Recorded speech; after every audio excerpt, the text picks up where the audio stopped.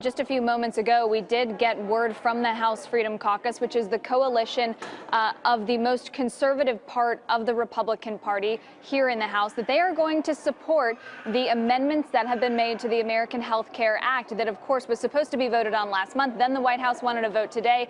But, of course, some of these last-minute issues are still being worked out. They said in a statement that they put out just last hour, while the revised version does not still fully repeal Obamacare, we are prepared to support it to keep our promise to the American people to lower health care costs. We look forward to working with our Senate colleagues to improve the bill. Our work will continue until we fully repeal Obamacare. This effectively, Michelle, puts the ball in the court of the moderate Tuesday group to make them come to the table. Freedom Caucus source had told me previously that the changes would likely bring over up to 25 new yes votes from the Freedom Caucus, but the challenge is going to be making sure that it doesn't lose any more moderate votes. They need 216 to pass this. Now, the ugly truth, though, Michelle, is the fact that once this goes to the Senate, it will likely be gutted. It will likely look 180 degrees different than what the House might even agree on this week. But that being said, the first step is the most important one, which is getting it agreed upon within the Republican Party, then voted on the House floor,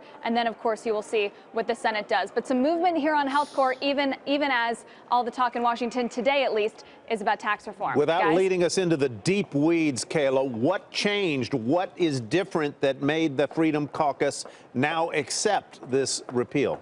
Well, in the previous text of the amendment, or the one-page summary that we obtained of the amendment, Tyler, the Freedom Caucus was able to get some assurances that the cost of premiums for consumers were going to go down because the states would have the ability to opt out of some of the essential or mandatory provisions that the bill previously would have required. On the moderate side, they were hoping to keep some protections for people with pre-existing conditions. That was in the previous text that has been agreed upon in principle for the last couple of weeks or so. Today, there are reports that the whole Republican conference discussed whether Congress itself will be forced to take part in these exchanges. You know, basically eat what you cook. Right. The Affordable Care Act required that, and that could be a provision that gets left out here.